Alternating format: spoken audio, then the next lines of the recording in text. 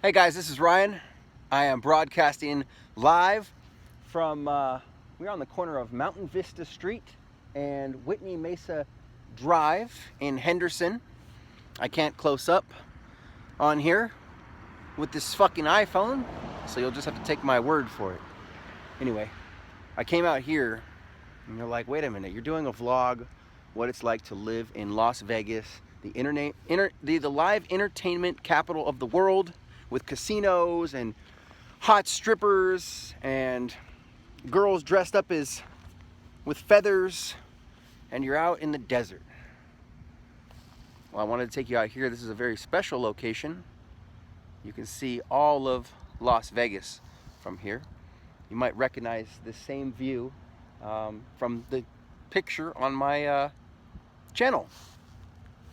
I only know about this spot because I used to live the next house over on Ramrod Street. Anyway, we're actually going to walk through the desert. This is a great spot to bring a girl to, by the way. If you notice, there's no fence here.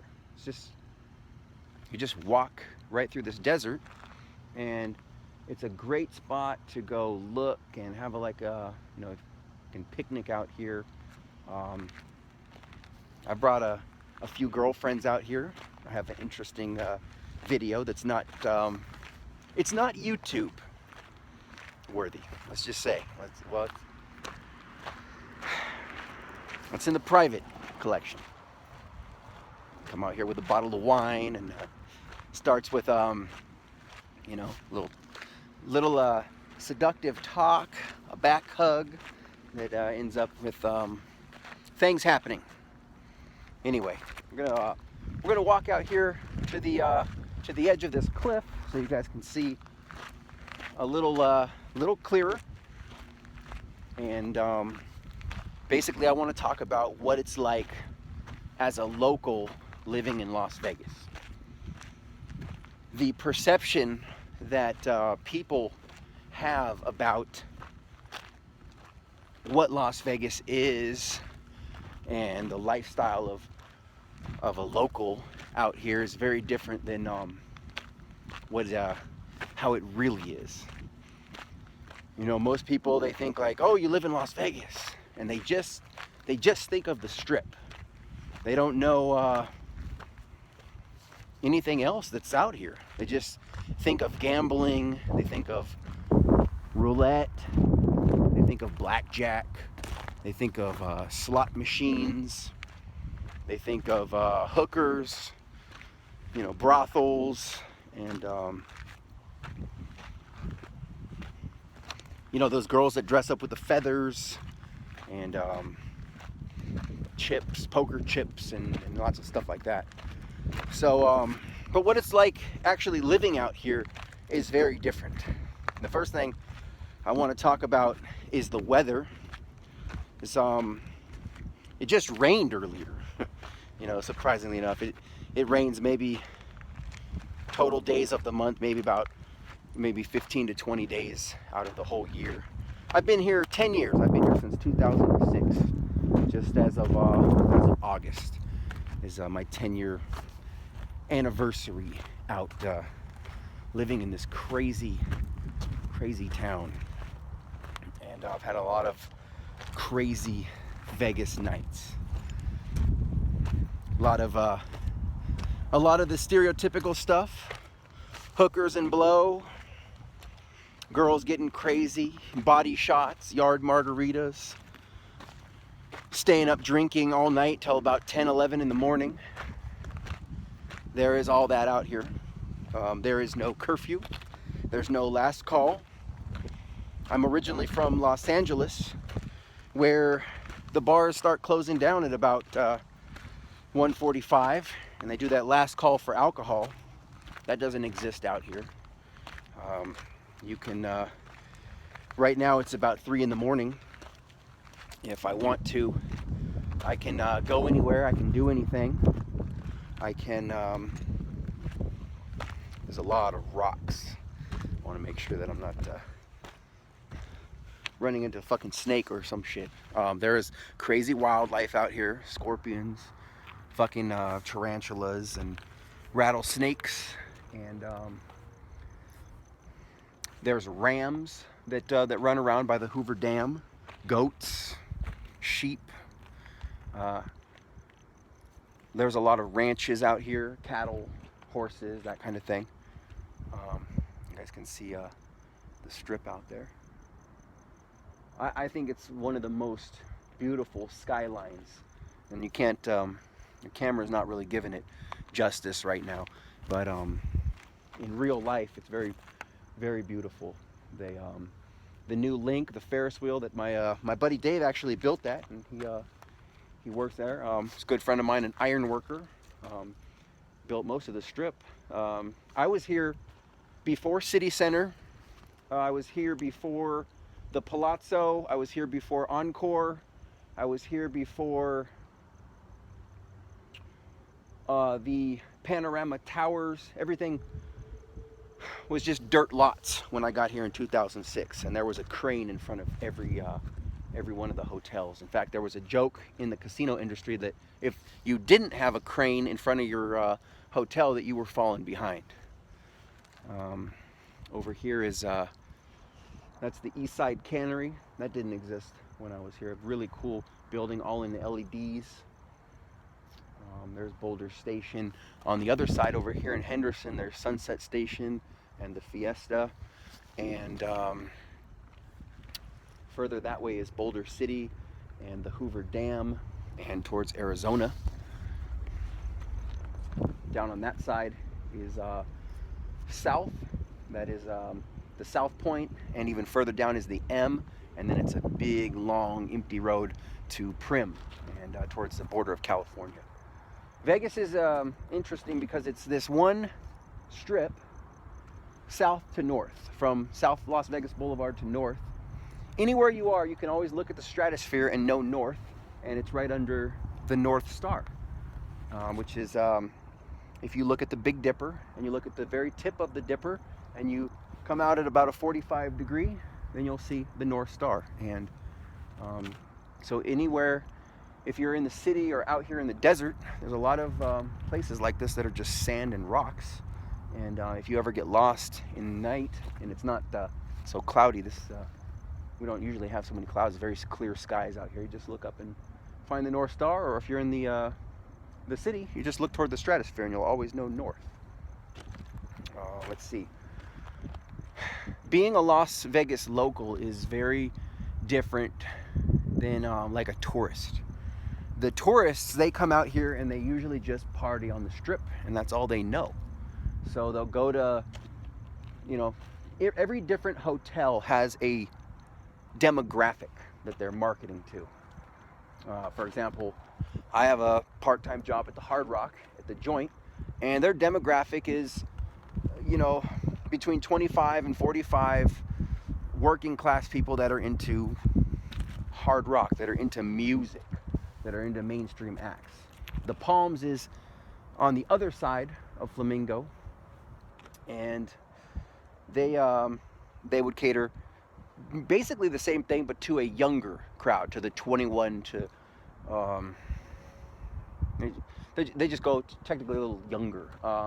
Then you've got the place like the Mandalay Bay, which is a family-oriented hotel. That's where a family of 4, mom, dad, and the kids will go, of all ages. They have the biggest pool in Las Vegas there, with a giant wave pool. The Luxor, that's your that's an interesting crowd. They have a cool club there called the Cat House, and they have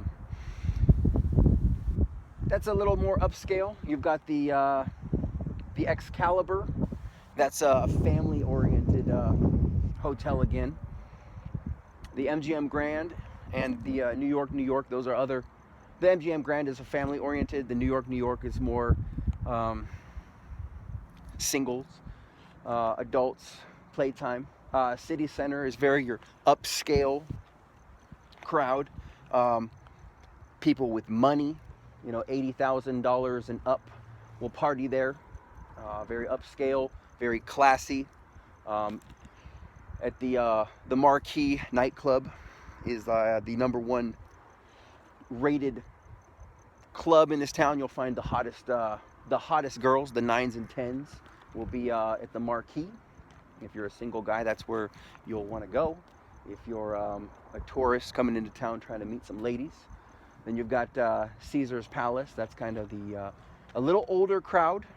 You know, you've got your more like 30s, 40s and up. We call it sleazers here as locals, Sleazer's Palace. The Bellagio, very upscale. These are your richer, wealthier people, you know, where they're playing on $25 craps tables. You've got the Link. That's a very family, all ages place where kids can go and have ice cream. Adults 21 and over can go have drinks and dinners at the Yard House, and then there's the Ferris wheel. So it's basically a 45-minute loop. There's no bathroom inside, so make sure that you piss before you get on it. The Venetian and the Palazzo, very upscale, richer, wealthier people, along with the Wynn and the Encore. And then you move down a very dark, you notice there's a big gap right here between the Encore and what's called the Fountain Blue that was never finished. And this is where the strip starts getting a little more ghetto. You're going to start finding lower class people in this area. You'll find an upscale place called the SLS, which is a really weird and unique themed hotel with their theme is like gorillas. It's very random. It's not my type of place, but if you're like an eclectic type of person, you'll probably like it. You've got the Hilton over this way, and then you've got some residences like the Allure Towers. I used to date a really pretty girl who lived over there. It's like you can live right on the strip, just like you can at the city center. And then you got the Stratosphere. I have an interesting story about the Stratosphere. I actually got married at that's where I stayed. I stayed in the Stratosphere back when I got married to my ex back in 2002, and it was interesting times. Vegas. At that time, I have a video of my wedding and my honeymoon in Las Vegas here, and there's a video of us driving down the strip, and it looks completely different. It's almost like a different planet. And then if you travel down a little further, you can notice a big gap, and then you'll get to North Las Vegas, and there's a lot of little hotels. You're going to find that that's a very local rich spot. A lot of locals go party in North Vegas. Everything's cheaper, drinks are cheaper. The tables, you're going to find the $3 and $5 tables to gamble on. Not like you're going to find at, City Center or something like that. You're going to be paying $15 to $25 to roll some dice. But other than that, in the middle of Las Vegas, you've got the Strip, and then you've got West Las Vegas, East Las Vegas. The further west you go is called Summerlin, and the further east you go, you get Henderson and then Boulder City. And then you've got North Las Vegas and South Las Vegas. And if you kind of notice, you'll see all the way to the mountain, up to Black Mountain and the other side of Henderson. This is where all the locals, we all live. And this is, as a local, it's very different than a tourist. The airport is right over there by the Strip. It's, 3 minutes from the Strip. You get off a plane, you go to your hotel room and you party, and that's really all you know. But when you're living here as a local, most locals, again, they don't party on the Strip. They may go to you might see them at North Las Vegas, but a lot of locals, they go to, there's bigger casinos that the tourists don't necessarily go to. And then there's also all kinds of cool local spots, such as down at Town Square. One of my favorite places to go out is called Blue Martini, and it's an upper middle class bar. Very classy girls, good live music. Ladies' night is on Wednesday, and that's the type of place you'll find a lot of locals party. What's interesting out here is there's a meme that basically says, "Oh, you live in Las Vegas," and it shows the Strip, and then on the bottom it says, "No, I live in Las Vegas," and it shows road construction. Road construction is all over this fucking place. It gets ridiculous. Trying to drive down the streets, they're always doing road work. They're fixing power lines, gas lines, and one of the weirdest things you see as a local is that everything changes. They a lot of people ask me when they're coming to town, what are the good clubs? And I can tell you what are the good clubs, but it doesn't mean by the time that you get here that club will still exist. All these casinos, they're always changing the stuff, and I think they do it on purpose to fuck with you. They keep it fresh, and it's interesting. But for example, there was a really awesome restaurant called Seven, and it was a great dining spot, sushi bar, and they had great seafood. And then you come back the next week, and it's not there anymore. And they either rip the whole place down and demolish it, or some other company buys it out, and then they build a new restaurant there. I remember when I first got a job at the Hard Rock 10 years ago, there was a restaurant called Simon's, and they had cool desserts. One was like it was like an ice cream with a cotton candy swirl on the top of real cotton candy. And it's one of the few restaurants you can go and you can order cotton candy at. It was really cool. It was there for a few months, and then it got taken out and they put something completely new in. And a couple months later, they ripped it out and they put something new in. You know, there was a place called Body English. There was a club there, and before that it was Babies. Then it turned to Body English, and now it's gone, and they use that for corporate functions. And so all the clubs, they're always changing. So if you come for a vacation and you go to some amazing club, such as a club that was called Jet at the Mirage, you know, and then you come back a year later and you find out that club doesn't exist anymore. Now it's called One Oak. Or they're always doing a lot of temporary events, and there's basically 5 cubic acres of water in front of the Bellagio, at the Bellagio fountains. And sometimes you come there and you see the water and you see the fountain, the water show, and then you come there on another week and they will put temporary decking over the entire lake, and they'll have a concert there, and then that will disappear, and then you'll come back the next week and there's the fountains. So things are always changing. You know, you can't count on one thing being there the next week. They even will, you know, like I said, when I first got here, half these buildings didn't exist. A lot of this stuff is new, and other buildings that used to be here, like in the movie Swingers, they went to the hotel was called the it started with an S, I believe. I can't remember the name, but that club that was in Swingers, the movie with Vince Vaughn, that club got demolished. I was there when they detonated it, and they've blown up quite a few buildings since I've been here, and it becomes a big, huge event. And you know, they do have a demolition team come in and they shoot off fireworks. And like the Riviera was a pretty famous club, and that just got blown up, so that's gone, and now they're building new stuff over there. So it's interesting the way that things change. What else? As a local, we go to a lot of, you know, like I said, local bars, things like that. House parties. House parties are pretty popular out here. You know, it's a very it's very cliquey. You know, people kind of, you know, they form in packs. And if you are a single guy trying to come out here to get laid, that's an interesting phenomenon, because this is not like Los Angeles or New York, where you're dealing with a lot of locals that are going to be there. If you're a tourist and you go on the Strip, a lot of guys, they think, oh, I'm going to come to Vegas because girls, they go out there to get laid. And yeah, they do. But here's the issue. It's like that game Mario Brothers. You notice there's a timer in the corner of the screen. Well, there's a timer here. And because this is such a transient city and it's full of tourists, a lot of these tourists, they come in to party for the night, and then they're going back to California in the morning. Or they're coming out here for a wedding and they're flying back to Oklahoma at 6 a.m. And that little timer in the corner of the screen, if you don't fuck the girl by 6 a.m., she's back on a plane, and you're going to be nothing but Facebook friends. And a lot of guys, they come out here with this dream that they're going to come out here and go to the club and find some sluts and get laid. And That's not, unless you've got tight game, that's not really going to happen for you. It's a dream.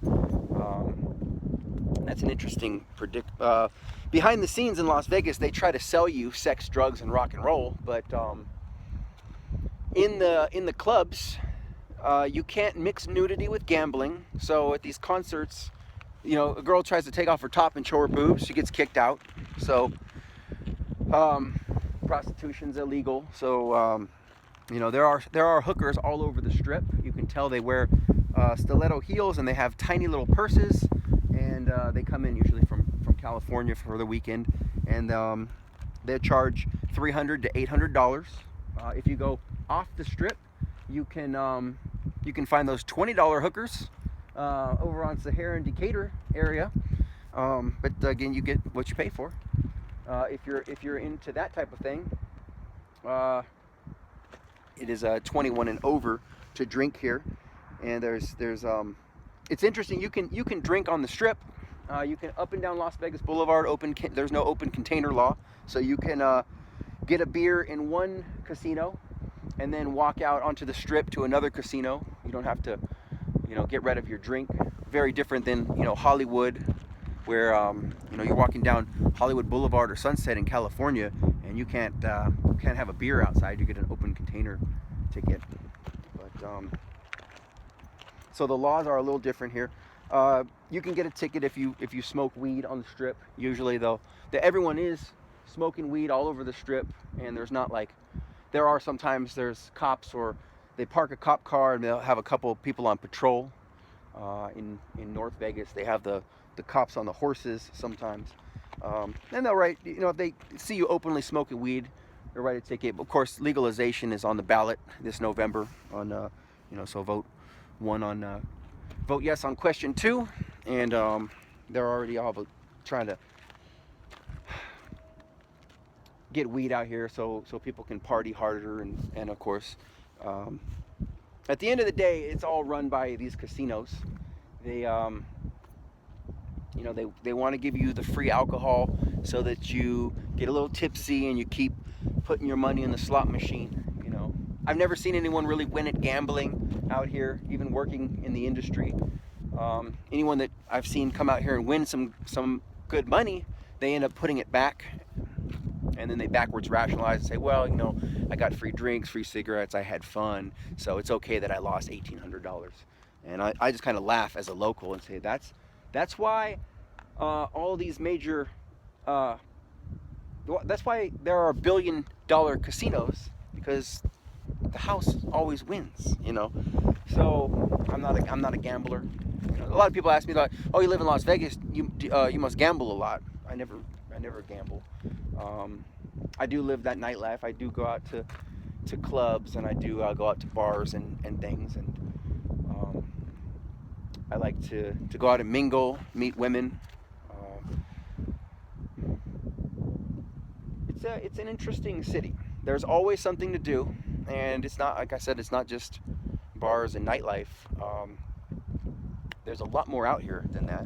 Like, for example, on the strip, there is an indoor skydiving place. It has like the motor or the engine of a 747 jet in the floor, and you float on the thing. It's like $65. There's cool stuff like that. Past Summerlin is called Red Rock, so there's all kinds of outdoor stuff here. Hiking. There's a great 12-mile loop all the way down what's called Charleston, and there's all kinds of little hikes. One is cool called Icebox Canyon. There's little waterfalls, and you can it's a great place to go out and picnic. There's horseback riding, and of course there's Mount Charleston as well. So 45-minute drive from where I'm standing, you can be at the summit, 10,000 feet up at Mount Charleston, and there is skiing, snowboarding, and there's a lodge out there. So great, cool little snowboard park. So even though, you know, it's the desert, you can still, you know, I think it opens through Thanksgiving, through February-ish, around there, depending on how much rain and how much. If it rains here, it's snowing in the mountains. It's always 20 degrees colder up at Charleston. And there's a cool place, it's called Mary Jane Falls. If you go down all the way down to what's called Blue Diamond, there's a great overlook like this, except it's no more city, it's just desert. So you get really clear skies. Great place to watch meteor showers that are always happening out here. Locals go to places, things like shooting ranges are out here. Let's see. It really just depends what you're into. You know, if you were planning to move out here, you know, everything's here just like a normal city. There's always lots of work everywhere. You just everything work-wise is you go online. It's all online applications. None of these businesses out here really accept paper applications, as far as I've seen. They always say, go to our website and fill out the application online. But yeah, everything, skiing, snowboarding, I enjoy those in the winter. Lake Mead. Past Henderson, there's a place called Lake Mead, and then there is also a place called Lake Las Vegas, and those are very cool spots to go out. There's a place called Boulder Beach where you can set up a tent. They have a campground there if it's not too hot, blistering hot. It's real nice right now in October, and and they do live shows over at Lake Las Vegas. They shoot off fireworks and stuff for New Year's. And, that's just a cool area to explore. Great place for like date night. I'm into figure skating, so I spend my free time at the Las Vegas Ice Center or the SoBay Ice Arena. So that's how I stay cool in Las Vegas. Weather. Let's talk about weather. It ranges. The coldest I've ever been here was 8 degrees, and the hottest I've seen is 122 degrees. So let's start in right around March. We're coming out of winter, and it starts warming up. Spring is like March and April. That's nice 70 to 80 degree weather. May it starts warming up. By June it'll be 105. July is when it peaks. It averages 115 degrees every day in July, between 105 to 122, but usually July is about 150 degrees. August, it'll be 105 day and night, pretty much all the time. 105 degrees, that's the magic number for August. September, it'll be like 90 to 100. October, right now, all of a sudden, it'll kind of fluctuate. It feels very much like it's a nice cool night. It's about 70 degrees right now. November, the temperature will start dropping. It was 8 degrees once in November in 2006, but I haven't seen it get that cold since. November, you usually average, 50, 60, 70 degrees, and then going into like December, January, February, it'll be very cold, 30, 40, 50 degrees, and then back into March, it starts getting up there. So if you can deal with the inclement weather, then it's a pretty cool place to live. And a lot of people ask, like, is that a good place to raise a family? Yes and no. It's just a lot of the kids out here, because it's basically a 21 and over city, there's not necessarily a lot for them to do, and because it's so spread out, if someone doesn't have transportation, the kids that are stuck, like let's say in this little area, there's not much for them to do unless their parents are going to drive them to the bowling alley, drive them to the movies, or drive them to Lake Mead. There are things like blacklight golf out here. There's a lot of arcades. There's stuff for kids to do, but it's very spread out. So a lot of the youth in Las Vegas, they will turn to harder drugs. Meth, speed is very popular out here. Because there's nothing essentially for these kids to do. So a lot of them will turn to drugs. That's why it's kind of hard to raise, say, teenagers out here. But so if you're a family, I would say be prepared to drive your kids around, to take them out to go do stuff, because there is fun stuff for kids to do here. You know, there's this one place, it's actually on the other side of this mountain, where they do what is it called? Something Creo hunting. That's not what it's called. Geo hunting, I think, is what it's called, where you bring some kind of item from home, or maybe just $20, and you go on this little, I think it's called geo hunting, and it's like someone buries a treasure box and they leave you a map, and you have to go find, and whatever they left is in the box. Like maybe they left $20, and then you're gonna replace it with whatever you brought. Maybe I don't know, a cool hat or something. There's fun stuff out here. They have a park in Henderson. There's a very popular place called Water Street, and they have these outdoor events where they have like it's like an outdoor movie night. So you bring a towel or a blanket and you sit down on the grass. There's like a whole bunch of people, and they'll play like a little Nemo or some kind of family movie, and they'll have concerts out there in the park. And there's a lot of parks out here, slides, swings, and that kind of stuff are very they're all over. Skate parks, there's a lot of cool skate parks. Craig Ranch, JC. Let's see, a really cool event that goes on at the Cosmopolitan is they make a temporary ice rink that starts, I think, Thanksgiving and runs through February. It's like, I don't know, $9 or whatever. You can rent skates, and then they have a giant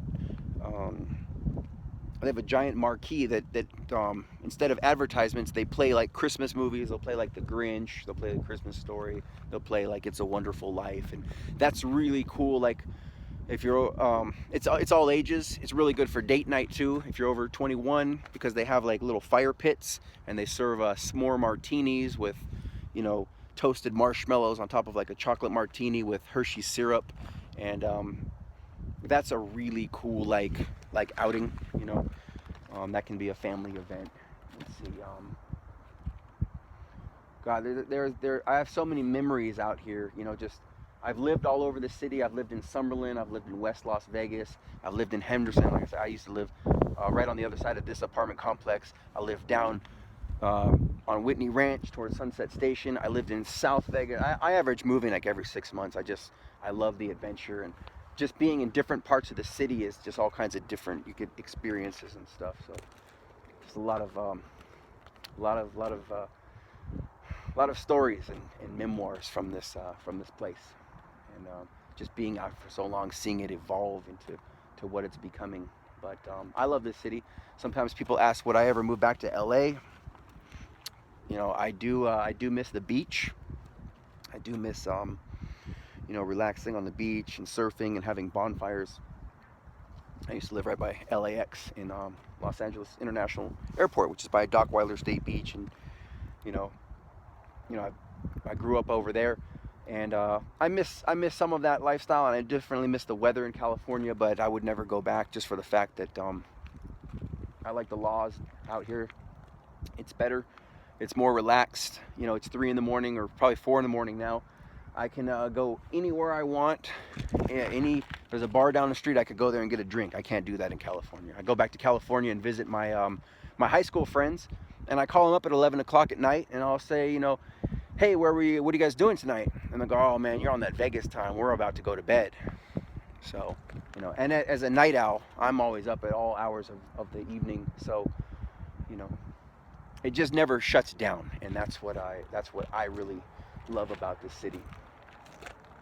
But it's interesting. All these locals out here, we're all the employees that are helping to put on this carnival that the world sees. That's the way I see it. You know, all these people are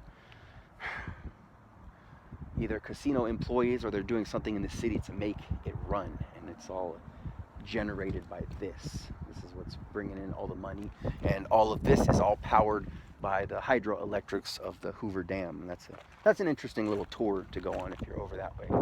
Anyway, I'm going to cut this short. I hope that answered a lot of questions. I'm just coming off the head. I didn't script this out. It was just kind of a sporadic thing, and something I've been wanting to do for a long time.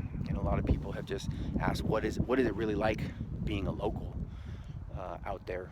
And the best way to explain it, I say, is it's just dope. It's an awesome. If you can deal with the weather, then it's an awesome place to live. I don't technically like the weather, I like that California weather, but I deal with it for the other perks that it has.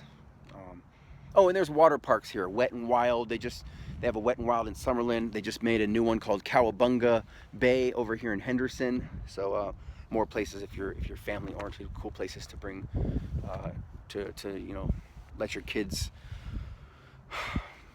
play for the day. And I'm just trying to think if there's anything else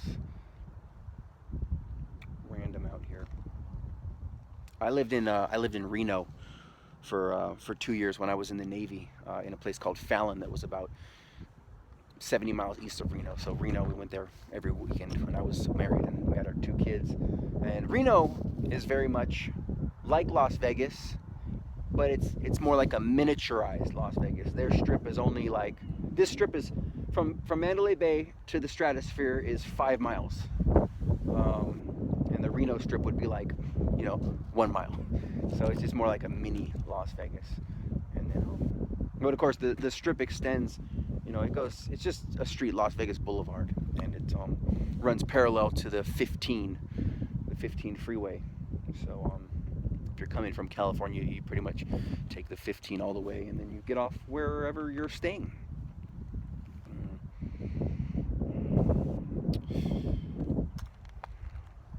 I think that's about it. We'll cut this short. I hope you guys enjoyed the video. If you liked it, give it a big thumbs up. Leave me some comments in the box below if you guys have any questions, and I'll try to answer them the best that I can, especially if you're thinking about possibly moving to this area, and or you want to know just any tidbits of information. If I know it, then I'll try to reply. And if you want more, subscribe to my channel, The Ryan J Show, and I'll see you guys on the next one. Viva Las Vegas. Peace.